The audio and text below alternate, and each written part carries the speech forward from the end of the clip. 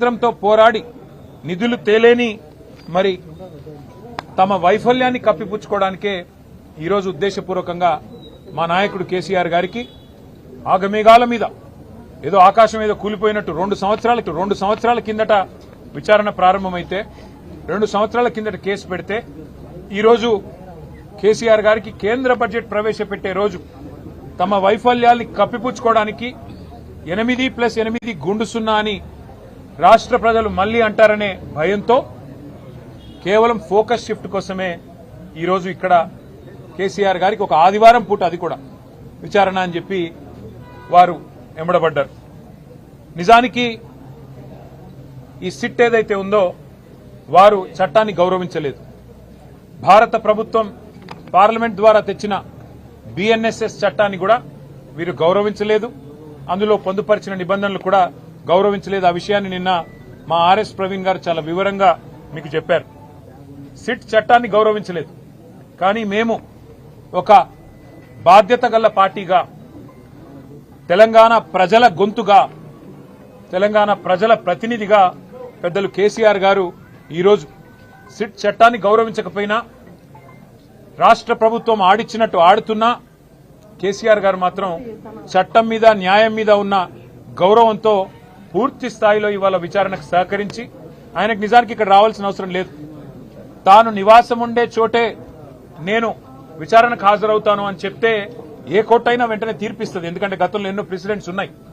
కానీ కేసీఆర్ గారు మాత్రం తాను ఏ తప్పు చేయలేదు కాబట్టి, మేము ఏ తప్పు చేయలేదు కాబట్టి నిజాయితీగా ఈరోజు వారు రావాల్సిన అవసరం లేకున్నా, అవసరమైతే న్యాయస్థానాన్ని ఆశ్రయించే అవకాశం ఉన్నా చట్టాన్ని గౌరవించే ఒక రాజ్యాంగబద్దమైన పదవిలో ఉన్న గౌరవ ప్రతిపక్ష నాయకుడిగా, తెలంగాణ తొలి ముఖ్యమంత్రిగా, గౌరవ ప్రజాప్రతినిధిగా వారు ఈరోజు సిట్ కి సంపూర్ణంగా సహకరించారు. వారు అడిగిన ప్రతి ప్రశ్నకి స్పష్టంగా కుండబద్దలు కొట్టినట్టుగా సమాధానం ఇచ్చారు. ఈ రోజుతో నాకు అర్థమైన కాడికి, నాకు తెలిసిన కాడికి మరి ఈ రాష్ట్రంలోని పోలీస్ యంత్రాంగానికి, ముఖ్యంగా ఈ రాష్ట్ర డీజీపీకి, సిట్ కి నాయకత్వం వహిస్తున్న పెద్దలకి ఒక విషయం తేటతెల్లమైందని నేను అనుకుంటా ఉన్నా. అసలు ఎలాంటి తప్పు జరగలేదు అనే మాట స్పష్టంగా ఈ విచారణను నిర్వహిస్తున్న అధికారులకు ఇవాళ తేటతెల్లమైందని చెప్పి నేను భావిస్తా ఉన్నా. ఎందుకంటే నిజానికి ఏ తప్పు జరగలేదు, ఏ తప్పు ఎక్కడా కూడా మా ప్రభుత్వం ఎన్నడూ చేయలేదు. ఎన్నో పుకార్లు, ఎన్నో నీలాపనిందలు, ఎన్నో రకాల కథనాలు, ఎన్నో రకాల అపోహలని ప్రజల్లో సృష్టించే విధంగా గత 2 సంవత్సరాలుగా లీకుల రూపంలో ఇస్తూ ఇవాళ ఈ కాంగ్రెస్ పార్టీ పెద్దలు ఏదైతే పైశాచికానందం పొందుతా ఉన్నారో ఈ రోజుతో దానికి ఫుల్ స్టాప్ పెడతారని మేము ఆశిస్తా ఉన్నాం.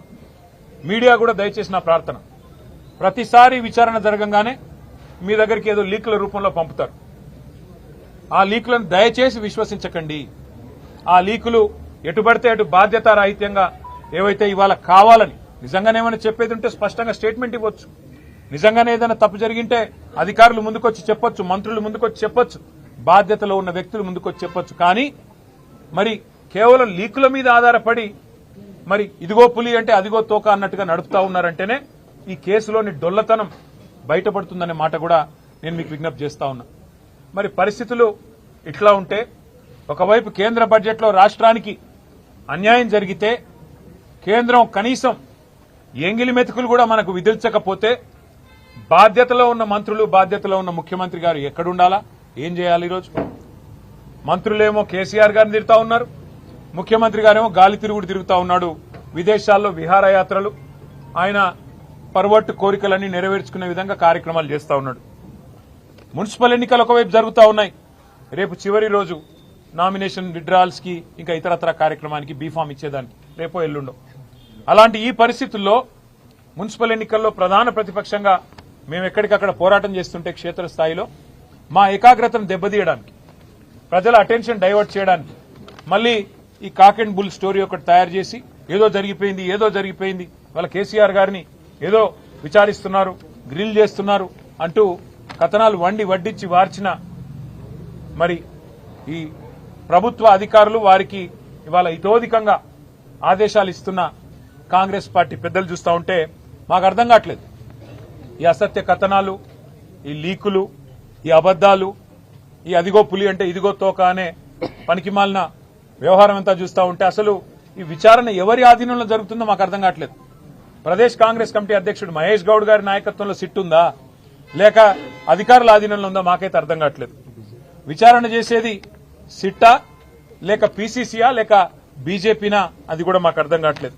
వాళ్ళ రాష్ట్రంలో ఎంత దయనీయమైన పరిస్థితులు ఉన్నాయంటే నిన్నటికి నిన్న హైదరాబాద్ నడిబొడ్డున కోటిలో సుల్తాన్ బజార్ పరిధిలో పొద్దున 8 గంటలకి తుపాకీతో కాల్పులు జరిపి లక్షల రూపాయలు దొంగలు ఎత్తుకొని పోయినా వారి గురించి పట్టించుకునే నాదుడు గాని, ఈ రాష్ట్రంలో ఇంత దిగజారిన శాంతి భద్రతల గురించి పర్యవేక్షించేవాడు గాని, సమీక్ష చేసేవాడు గాని ఈ రాష్ట్రంలో ఎవరు లేరు.